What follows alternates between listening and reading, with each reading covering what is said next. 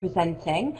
They're aiming to have 2 slots for questions during the webinar. So one in the middle, 3 slots for questions actually. So one in the middle and then sort of 2 towards the end of the session.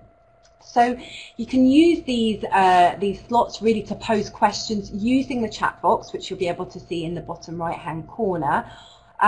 Or you might want to wait until the end of the session and type your questions there. Either way, I'm going to be gathering those and posing them to the presenters throughout the webinar today.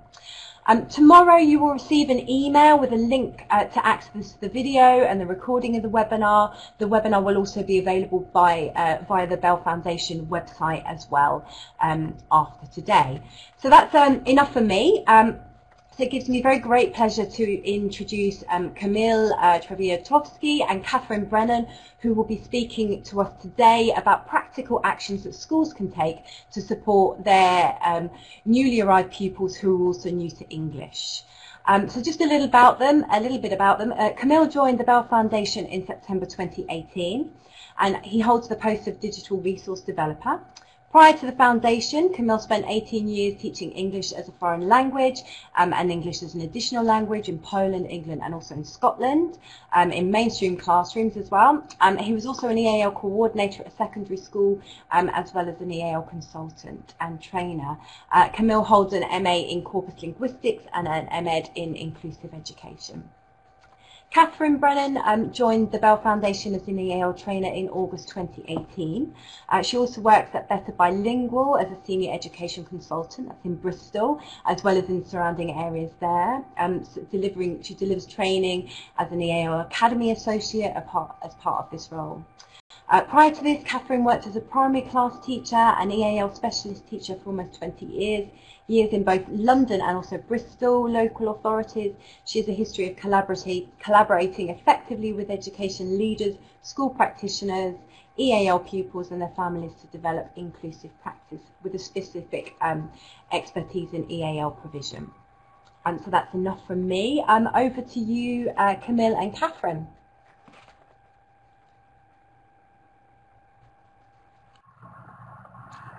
Hello everyone, it's great to be here. Hopefully we're going to have a very good session. So I will start by introducing you to the intentions of this session. So in this session we will look at approaches for supporting newly arrived pupils who are new to English.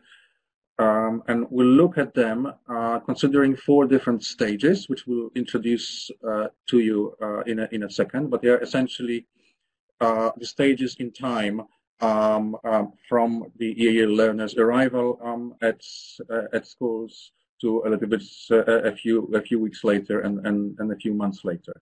We would like you to reflect on your school's current provision in this area.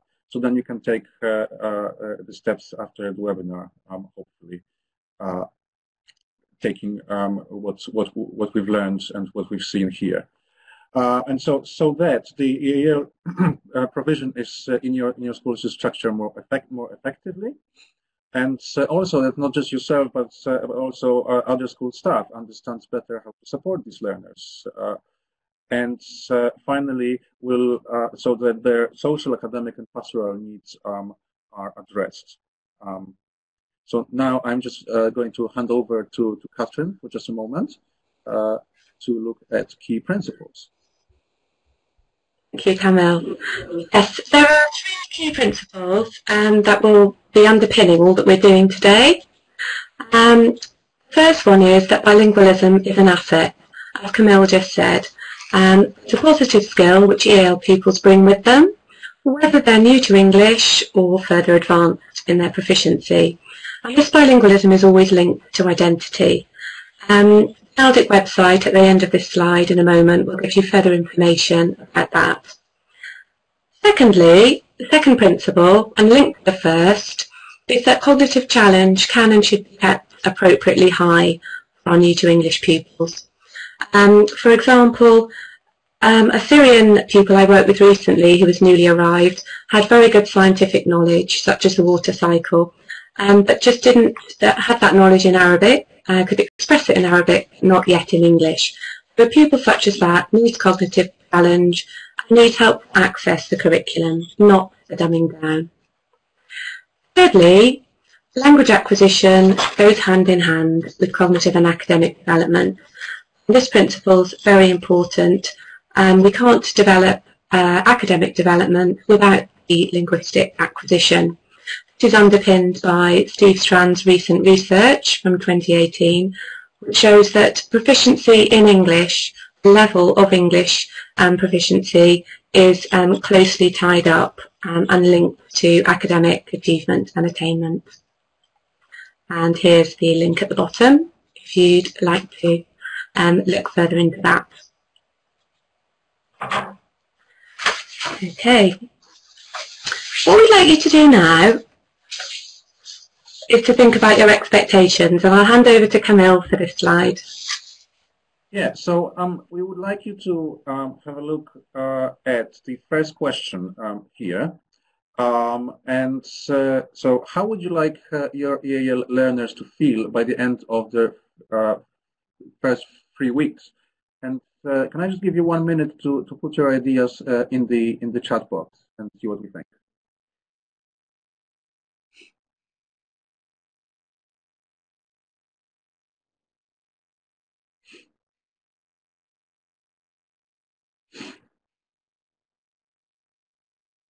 Yeah, absolutely. So what you're writing already is reflecting our ideas. Welcome, safe, welcome, happy, confident, valued, so all the positive things. And they clearly point to not just the sort of language support, but also to pastoral support and the idea of taking care of their well-being. Absolutely. Thank you very much. And then we've got the other question. Once you've finished writing that, what do you want them to be able to do?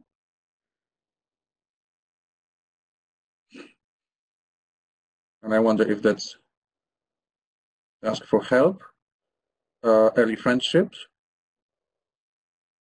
use first language. Absolutely, we'll talk a lot about bilingualism. Express survival needs, so their immediate needs.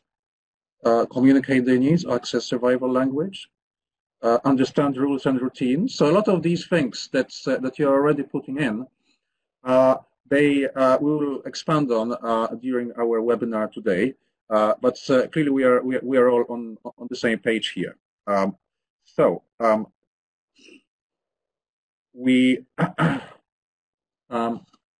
going to look at our model, our four stages, and so I'm going to present them to you now, and that's going to be the structure of our webinar.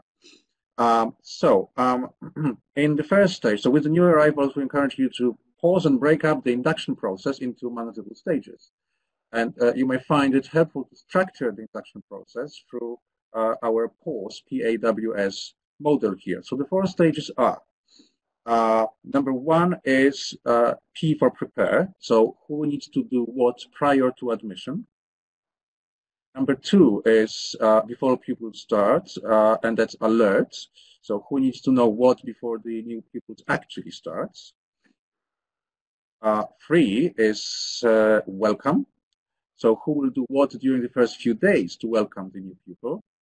And finally, the S is for support, who will provide pastoral and academic support for a new pupil during the first few weeks, and who will monitor this. And so we will look at each of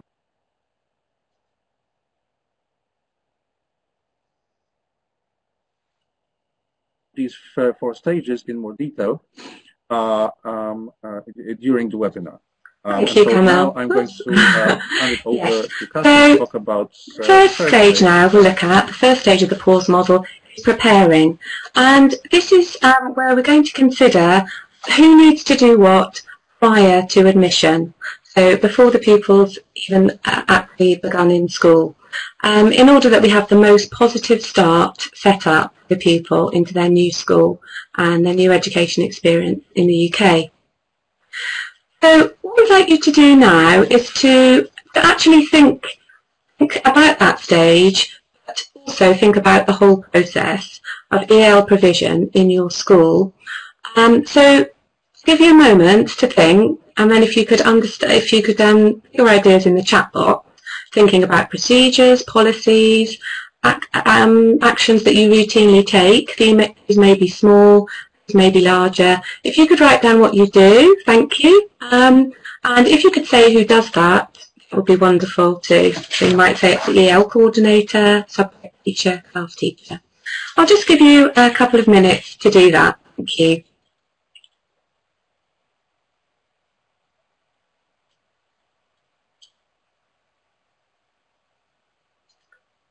Lots of good ideas coming up there. Use of interpreters.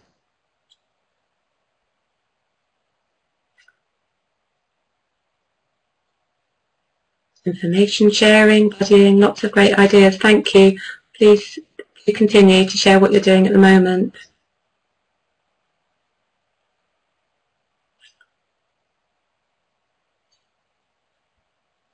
I can see lots of visuals there.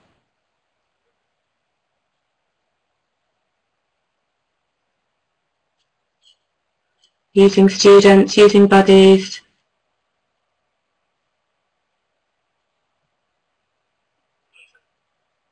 Assessing, speaking and listening. Wonderful. Thank you. Well, there really is a wealth of good practice there already. Thank you so much. Really good to gather all those ideas together. We will be exploring many of these as the webinar goes on. Thank you very much. That's great. Lots of strength there. Good to see examples of real practice. So these are some of the ideas we've got for stage 1. As Camille said, it's a 4-stage model, so this is just the first stage. So in preparing and even before the admission, I'm going to present this as do's and don'ts. So again, building on what some of you have already put in the chat box, what should we do? That initial tour of the school, that initial visit of the parent and the new pupil is so key. And to have first language support, L1, I'll refer to that as from now on, have that support is absolutely key. If you can find a first language speaker, a pupil who's able to do that, and that can help with both of these do's on the tour and also gathering information. Through an interpreter, the pupil is very able, in my experience, to share very useful information about what they like in schools, what they've been good at, what their fears are, perhaps, what their strengths are. This is very important to build up an initial pupil profile, and we'll show you an example of one of those later. Another do is to provide information for the parents. The parents may be very used to supporting their child in education, but it may be very different in this country, maybe a very different system, very different expectations. So providing that information is key. As is creating certainty, which can create security for the pupil and family. The certainty about the start date, the first few lessons, the first few days, make everybody more comfortable. What not to do? Well, you can imagine the reverse of that. Ignoring information about what the pupil brings with them to school. Their first language skills, which could be oracy, could be literacy, could be first language or additional language skills, could be more than one. Previous school experiences could be fragmented, especially if the pupil's from an asylum-seeking or refugee background. There could be different languages of instruction and different styles, as we've said. So asking and finding out as much as possible at this initial meeting is key, really key. The pupils' aspirations. I was working with some pupils recently, aspirations to be a pharmacist, a teacher. I wouldn't have known that if the school hadn't been asking those questions with the interpreter, and we wouldn't have known how to help choose options, etc. And again, the curriculum, varies in different countries, in different schools, so don't assume that the parents know automatically. And then we'll keep coming back to this point about bilingualism, multilingualism being an asset. And don't forget to pass that message on, because saying nothing can be a negative. So take the chance of the initial meeting to say that the school values bilingualism and multilingualism, so that's clear to the parents and the pupil right from the start. As we go through the do's and the don'ts in this webinar, we'll be showing you various practical examples and sources of information for you to use. This is one, very useful information from parents from our EL Nexus pages. So this is a Bell Foundation website you may know of, which has lots of resources there. And as you can see, the horizontal menu across the top there, Parents tab has got lots of information there already to show your new parents, tell them about the English education system. I'd just like to say that next to the Parents tab you'll see Learners, and that's a favourite tab of mine. It speaks directly to the bilingual, multilingual learner, again reinforcing the fact that bilingualism is an asset and giving them some tips and encouragement. Okay. Right, I'm now going to pass over to Camille to take over for stage 2. Thank you very much, Katrin. I should just mention that any of the links that you will see to resources in this presentation, they will be available in YouTube description from tomorrow for you. So you'll get a link to the YouTube recording of this, and then in the description of the video, we will place all of the links that are on this presentation. So you will have clickable links available to you. So I'm going to now move on to talking about stage 2, which is alert. So that's the time after the admission meeting, but before the pupil's first day. So okay. So the first to mention, and Katrin already mentioned this just a few minutes ago, is that we should create a pupil profile and send this to all relevant staff. It wouldn't necessarily include an assessment information, because you wouldn't be assessing them quite yet at this stage. It would be too early, and we'll talk more about that later on today. Okay, so what should we include in the initial EAL pupil profile? So initial pupil profile should include essential information about the pupil's background collected during the admission meeting in stage 1. And so obvious reasons, this would not include any assessment information, which I just spoke about. The inevitable stress of the first days in the new school and the environment can skew the results of any tests all too easily. So typically, initial EAL profiles include information about pupils' country of birth, when they arrived in the UK, their ethnicity, religion, if they have a religion, information about family, their refugee status, and further, rather importantly, we should have information about the languages they speak, obviously. So can they write in their language, or can they only speak it? And are they fully literate in it, or at least at this stage in their own estimation? And this information can also help you, if you are in secondary schools, to determine whether they could be offered to be entered into home languages, such as GCSE in Polish or GCSE in Arabic. And we'll also need to know about previous schooling. So if the pupil has been to a school for 5 years before, then chances are they are literate in their first language.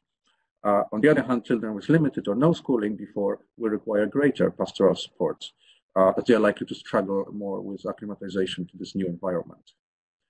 So here we have examples of a profile.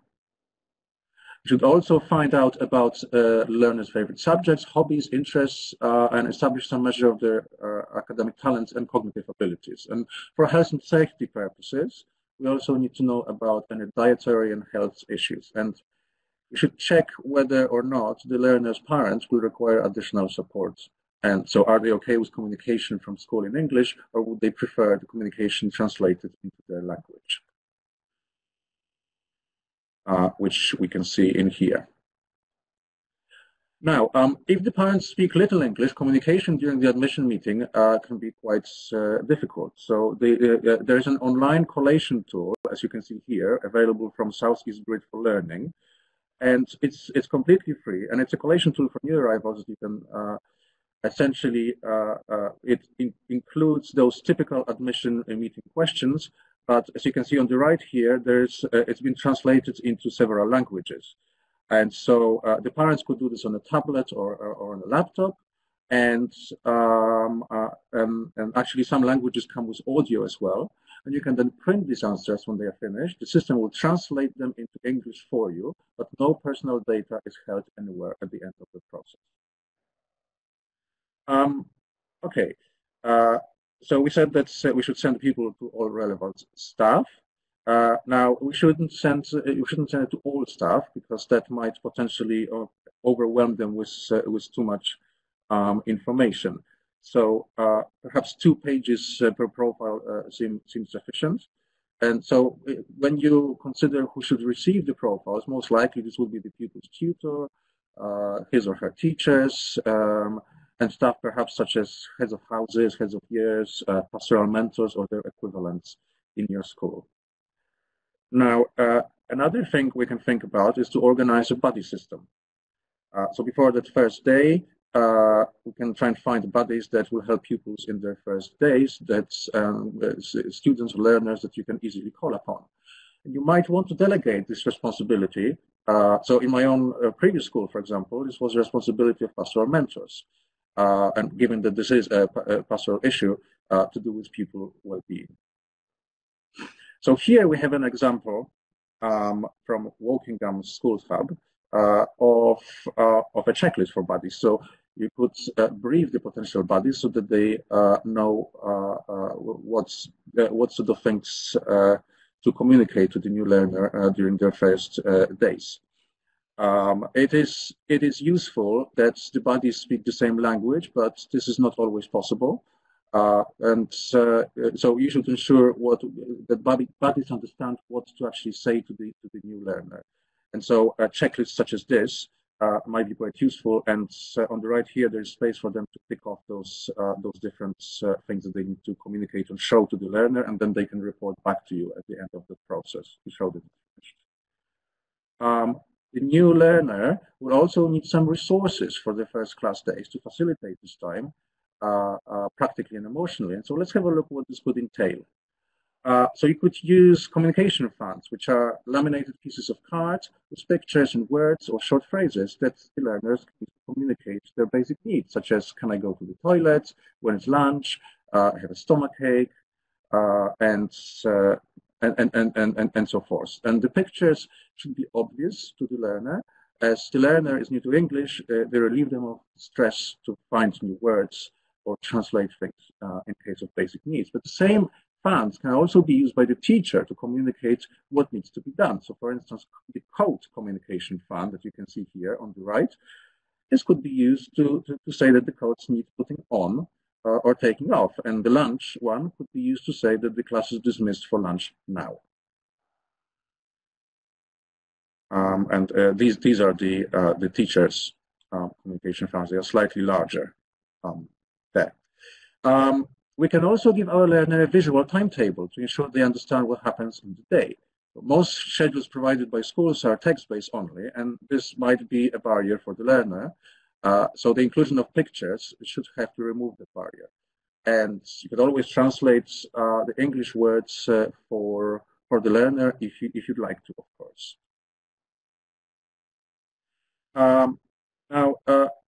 However, new to English, no learner should be removed entirely from the mainstream. So it will be perhaps at the beginning some of the time in EL provision, but at the rest of the time in the mainstream. And so therefore, they will need some help to understand the language of the different subjects. So providing translated glossaries to the learners can help here. And a Google search for EAL bilingual glossary will allow you to find many such examples such documents online. This one here is for a Romanian student, and it's found at the EAL Highland website, which is a good resource to know of as well. There are others. So the one before it was to do. We just go back for a second. This one was attempts to help the learner with general school words and phrases, but this one is specific to these ones are specific to the subject here. So and obviously you can see Arabic and Somali represented here, and they are mathematics words.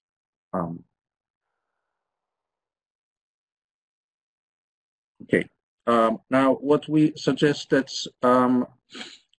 we try not to do is to provide all the information in English, but rather, if we already have certain guides in schools available, then let's try and translate them as much as we can into the learner's language, if that is possible.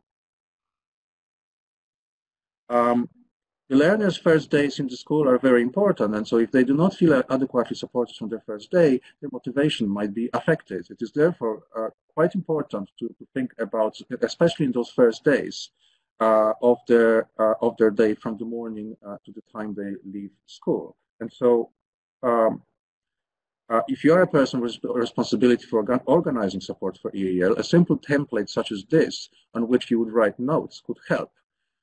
What will happen when the learner arrives in the school in the morning? Who will be on hand during the short and lunchtime breaks, and so on? So you could just, and obviously the answer to these questions will very much depend on your particular context and your setting, but it is, we think it is important to think about these practicalities in advance.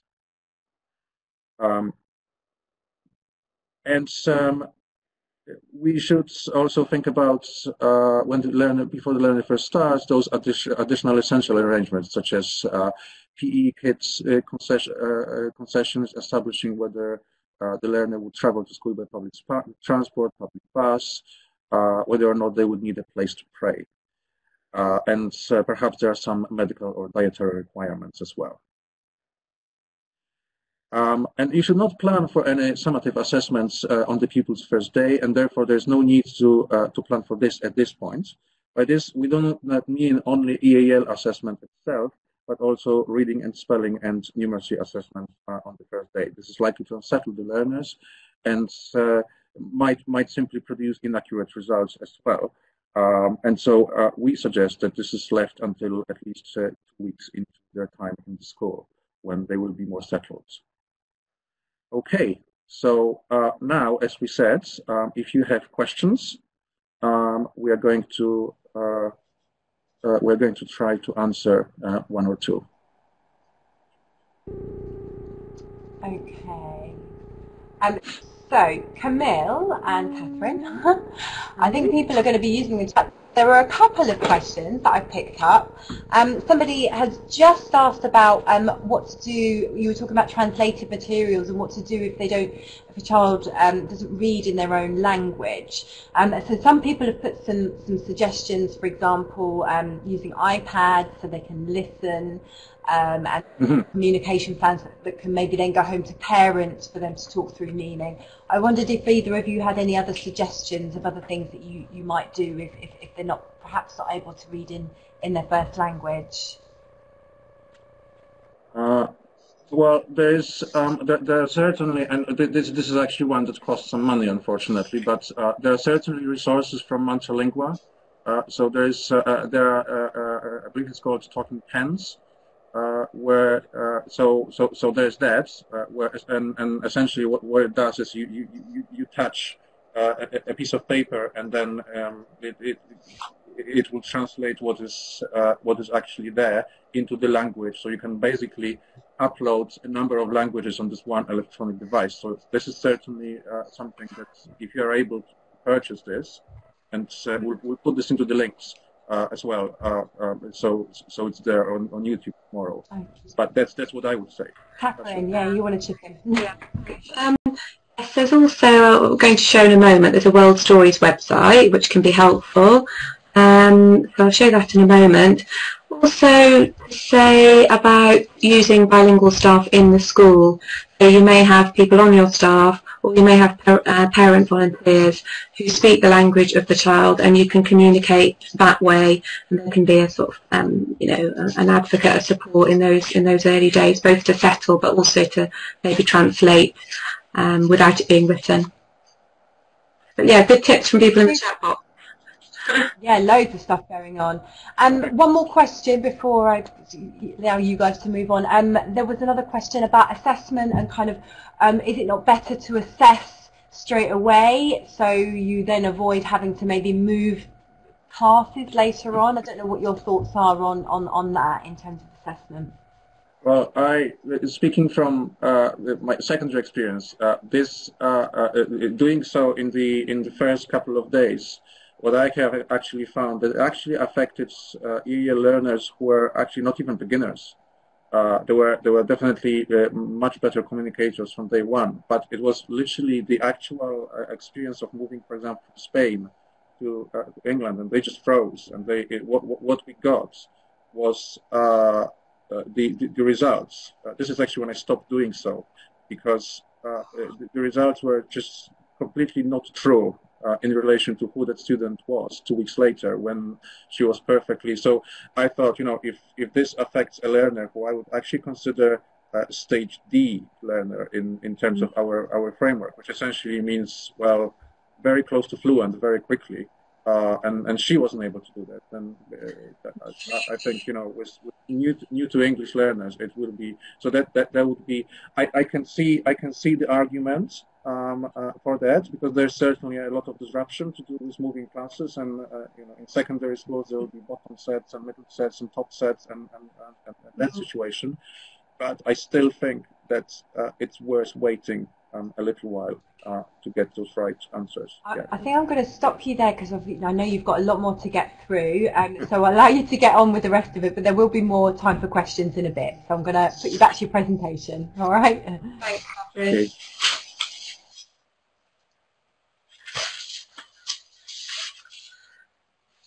Okay.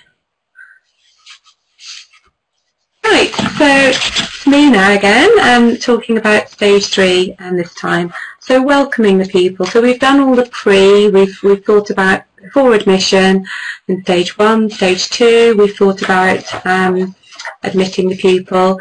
And now we're going to talk about I'm going to talk about the first few days before Camille moves on to stage 4, talking about the first few weeks. So, the first few days, we've done all the planning, so really it's about implementing the careful planning we've done in stages 1 and 2. So being ready, greet the new arrivals and take them to class.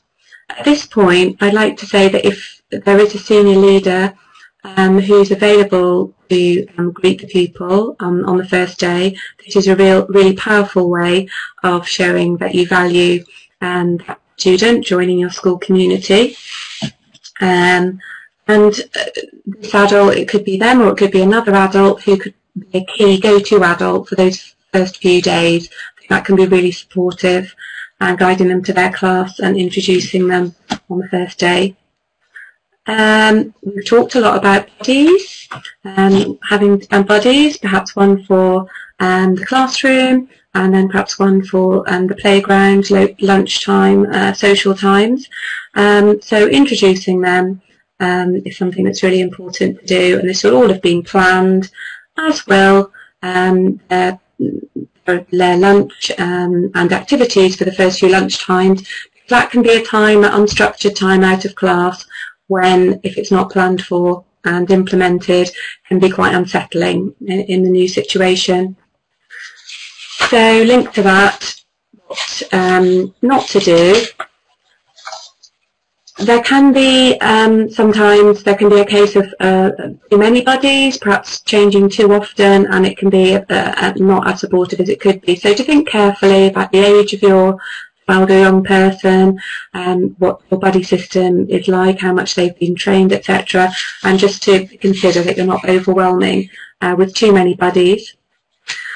Similarly, I have seen cases where buddies have been left in their role for perhaps a bit too long, and this is going into weeks, which can obviously be a bit negative, be a bit too much on them, and that creates a negative vibe when the new people feel they're taking up somebody's time. So not overloading them too much. Silent period is usual, as Camille just said. There can be the rabbit in the headlights going on when you've got a new pupil starting in a new place.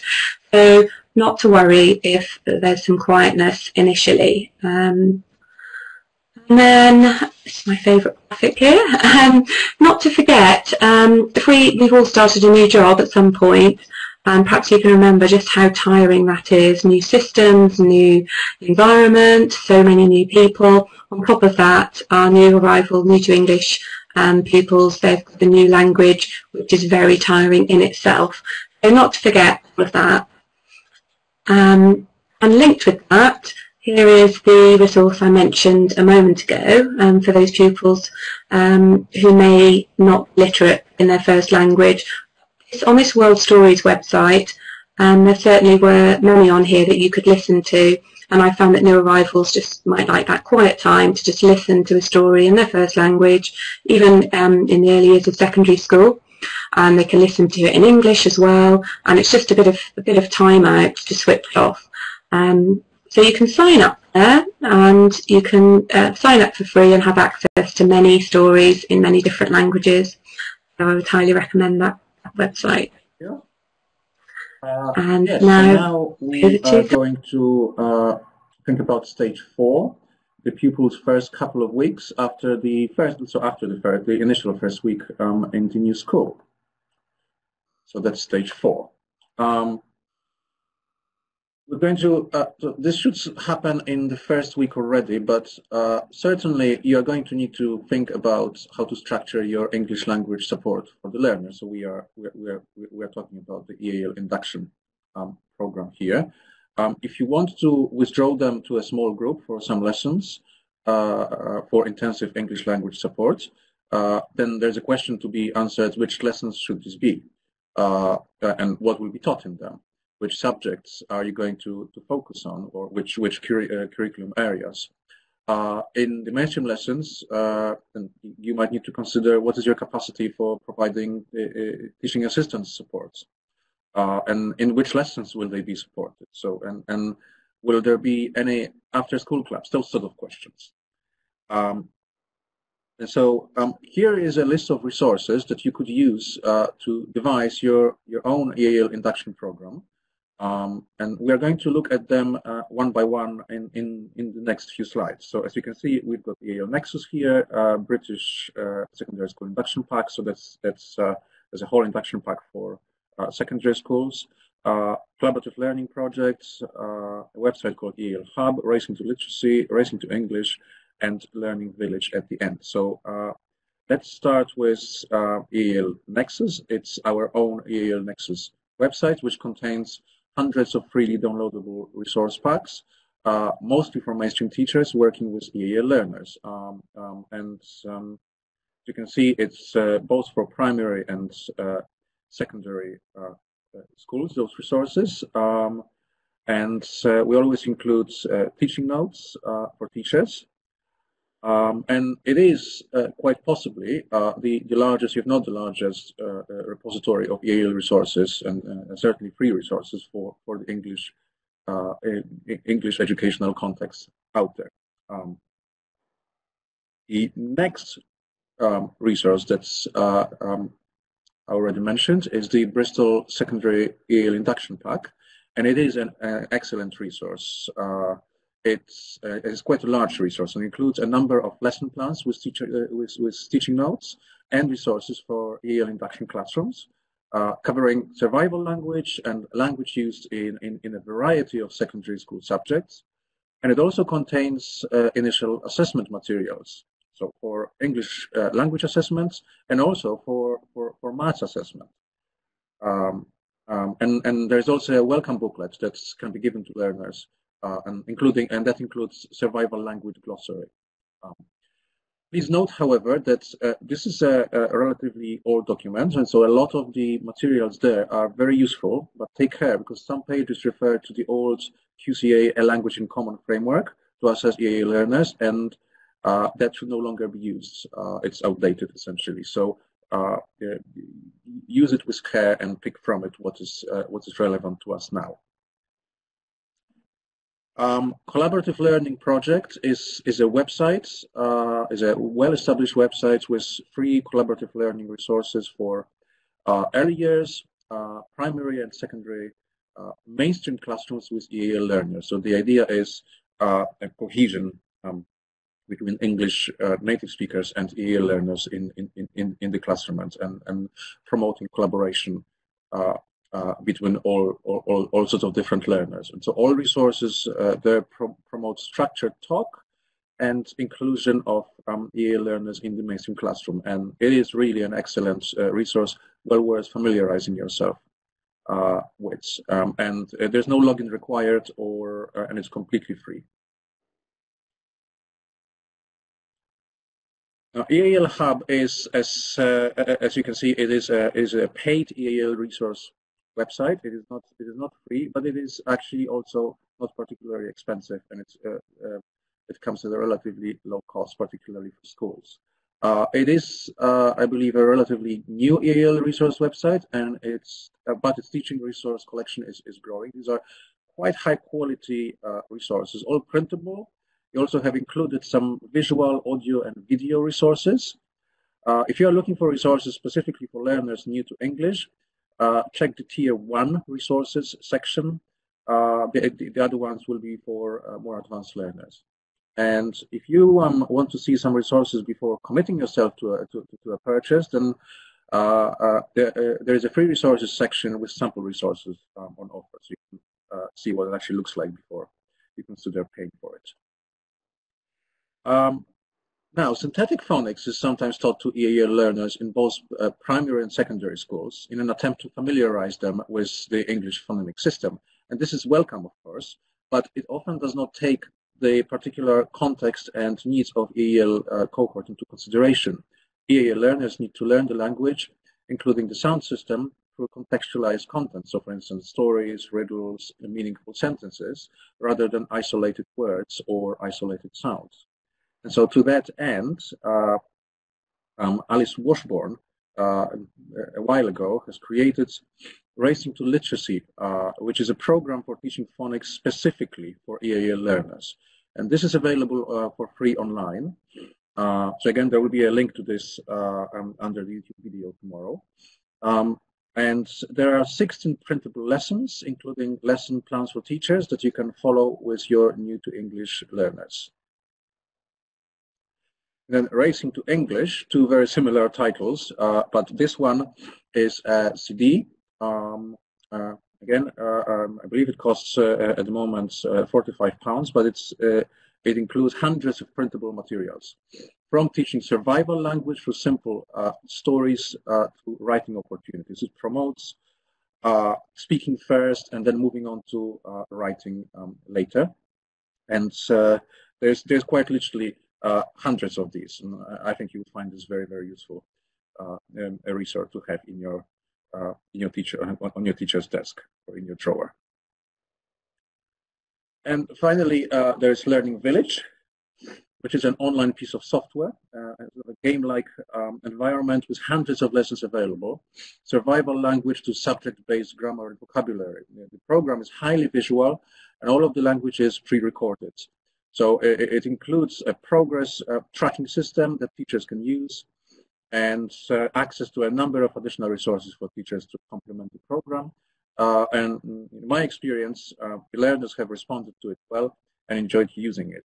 Because of its kind of visual, cartoon-like nature, it is probably best used in primary years and early secondary years. Now, here's an example of some of the topics for new arrivals from the curriculum that is being followed, New to English Learning Journey. And you can download the entire framework for free from the website as well. Okay, we would like to advise that these resources can help you build your induction program for EA learners. What we would advise against is that support language in isolation, supporting English language in isolation from the curriculum should not, in our view, happen. Ensure that you always teach both language and content simultaneously. For instance, if you wish to teach the past simple tense, consider teaching it in the context of history, the subject. Teaching grammar and vocabulary away from the curriculum does not reflect the context in which the EA learners need to operate. We also need to put pastoral support in place to monitor the pupils' well-being. We've already mentioned that before. So one idea to help in this process could be getting the learner to self-assess. So here you can see an example of a pupil questionnaire, which could help you establish how easy or difficult things are for the learner. And the majority of sad faces here would indicate that the learner is really struggling and might require additional intervention. We certainly would advise against leaving these learners to their own devices, in the sense unsupported, which I think is rather obvious, academically or emotionally. We will need to devise systems and work with other staff to allow us to determine the learner's well-being or on a regular basis, and be ready to take the cultural aspects into consideration as well.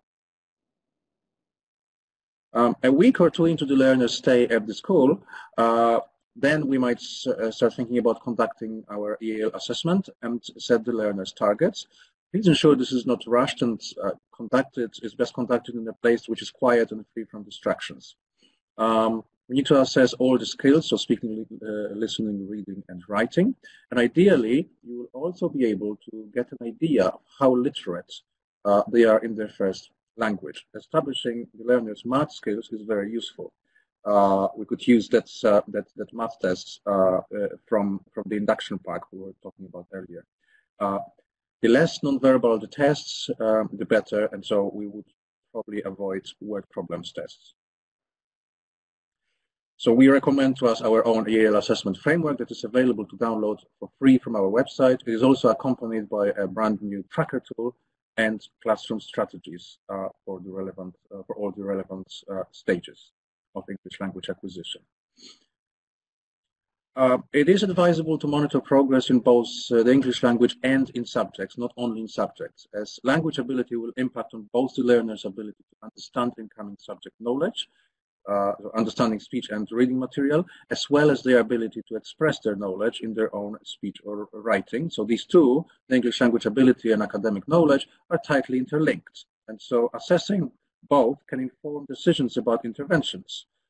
So for instance, if a learner's ability is advanced, but their math difficulties lies in maths, math intervention might be offered. But if the learner is a beginner in terms of their English language acquisition, it might be that the language barrier is preventing them from fully engaging with the content of maths. And so then you would devise additional EAL intervention.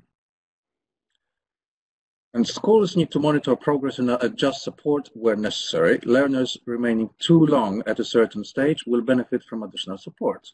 Consider that certain school subjects, such as history and science, are more verbally heavy, and it might be that the learner struggles in one area of the curriculum, but not in others. And finally, it is not recognized a good practice to place, so this is probably more relevant to those of you who are in secondary settings. It is not recognized a good practice to place EAL learners in bottom sets. Here are some reasons why. So typically, higher sets are populated by native English-speaking learners who command a wider range of English language vocabulary and grammatical structures.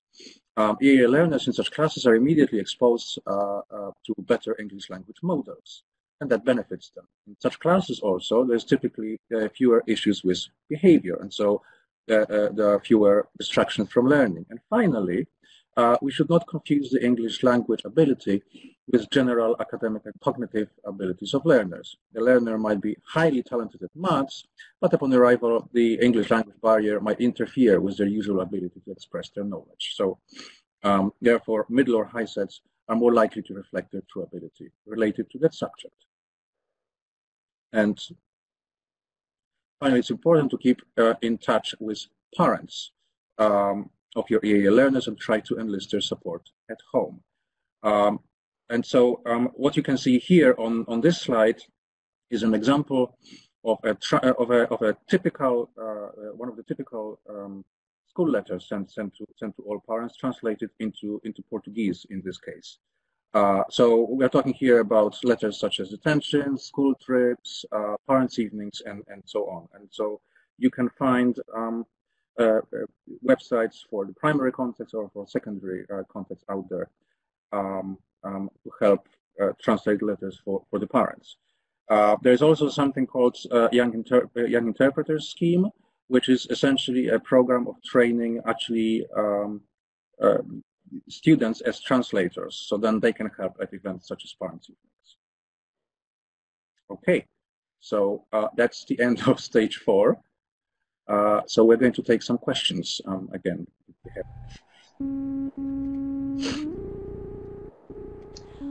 Yeah, I have been monitoring the box, and yeah, there are a few questions, but I should imagine there will be some more coming in, and a lot of them are related to assessment, which is probably not surprising, I don't think. So one question, do you have any recommendations for initial assessments when a new pupil arrives?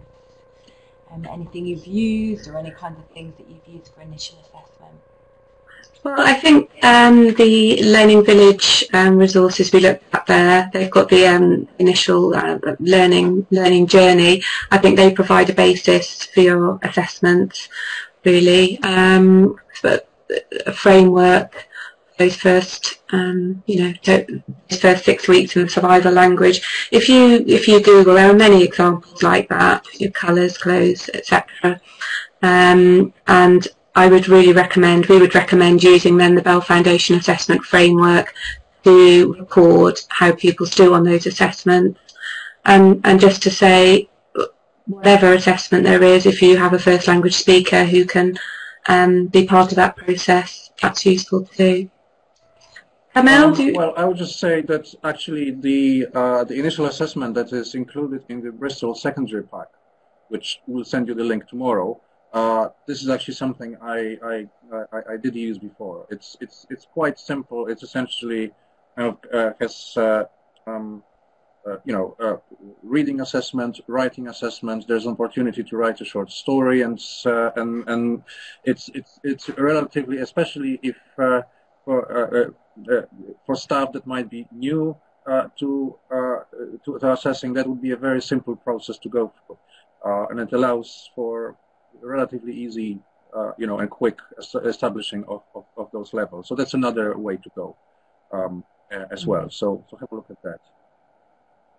And there was another question. So well, I might answer one. Somebody did ask if the Bell Foundation was going to develop any initial assessment resources. We are working on assessment resources. It's going to be it won't be immediately that they're out, but if you watch this space within the towards the end of this year, we'll be able to kind of give you more news on that. So it is something that we're working on, and assessment is very much a priority in terms of our work streams going forward. One more question for you guys, intervention groups. Somebody asked what your opinions are on intervention groups in general.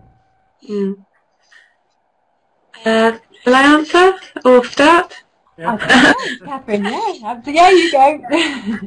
In those early days, well, at any time, in fact, I think that intervention groups, if they're time limited and don't take new arrivals out of the classroom too much, they can be very useful if there's targeted work going on, addressing issues that of survival language, or if they're more advanced bilingual learners, perhaps you've done an assessment a few weeks in and notice there needs to be some vocabulary development or modal verbs or something.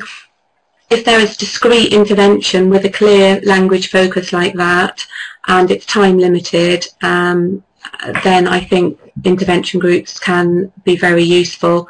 But intervention groups that take the pupil away from the teacher, away from the class, the peers and the curriculum, with no end point, then no. Would you Do you agree with that? I would. I think you have to be quite careful with that. Certainly time limited. I think the general advice from all sorts of bodies in England is that it shouldn't be up, the induction, the year induction, the initial part shouldn't be longer than 12 weeks. And that also doesn't mean that you would take those children out of the mainstream entirely. That would be partial, perhaps, 50-50, perhaps 30-70. And then there's a question that I actually did ask but didn't answer in one of the slides, which is, which subjects would you remove them from for those couple of lessons at the very beginning? And so, for example, what I used to do in my own practice was to leave the pupils in kind of less verbally heavy subjects, because they can be quite overwhelming at the very beginning, but then and provide the traditional support for English, maths, and science around these subjects. But it's entirely up to yourselves and depending on your context, what happens. Okay, I'm going to switch you back to your presentation because we're quite short of time. So I'll pass back over to you guys and I'll disappear again. I think that's over to you, Catherine. Sorry, thank you. Okay, so just to summarise then, the induction process that we've talked about and that you've kindly been participating in with the chat box and your questions, thank you. So you've got a new arrival, don't panic, pause and plan. So prepare to admission, gathering all that information, so you can then in stage 2 alert and consider who to alert. It's a team effort, lots of little things to go in place to make this experience positive for your new arrival. And you're ready, confident, positive when the new pupil does join your class. You're able to welcome in those first few days, set up a positive start with the pupils motivated, and then a strategic approach to those first few weeks of support. And a reminder there of the key principles that underpin everything we've talked about today and everything to keep in mind. And over to Camille. Yes, so to sum up, the process of supporting newly arrived learners new to English during those 4 stages that we have identified needs to involve paying close attention to those learners, as you can see on top of that graphics, cognitive, academic, linguistic, pastoral, and social needs. It is important to remember that linguistic entails not only the English language, but also the first language or languages that the learners speak, as the maintenance and development of that first language is crucial to both the learners' identities and thus motivation, and has been shown to accelerate the process of second language acquisition. In this case, it's English. So in this webinar, we have shared with you a number of ways and resources in which these goals can hopefully be achieved and can help you in doing this in your schools. Now we probably don't have the time for the rest of the questions. But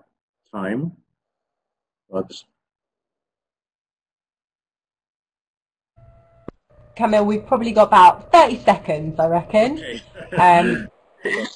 So let me just see. What did people ask? Where did we go? Somebody asked whether you would recommend grouping students by English level or by year group. That was something I noticed. Year group, high ability. Start off if you don't know high ability, put them in the top groups, high expectations. There's no reason why once they acquire English, they won't do well. Holding children back is not a general recommendation.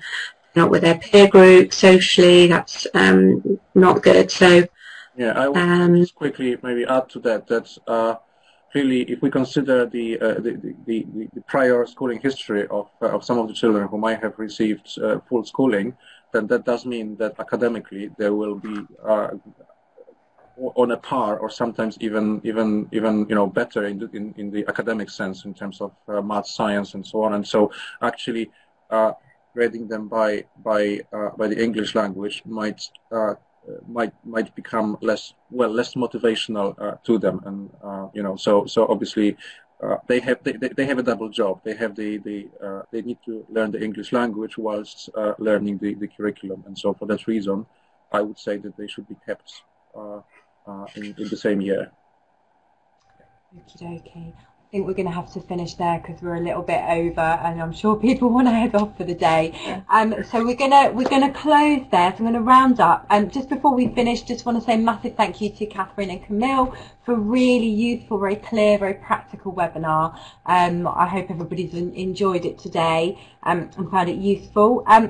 Before we close, I just want to let you know that you will get an email tomorrow with a link to the recording of this webinar and also a survey. If you could fill out the survey, that's amazing. It's really useful information for us in terms of what we do next and kind of making sure that we are responding to your needs and giving you things that you're interested in. I also wanted to tell you about our next webinar that may be of interest to you or also people that you work with. So we'll be running another webinar on Thursday, the 27th of February. This will be presented by Professor Steve Strand, so this is the University of Oxford, and he's going to be talking about his most recent research, specifically looking at how long it takes to acquire proficiency in English. And you can register for this via the Bell Foundation website, so do go and check that out. Thank you so much again for taking part in the webinar today, and we're going to stop the webinar now. Bye-bye, everyone. Thank you. See you later.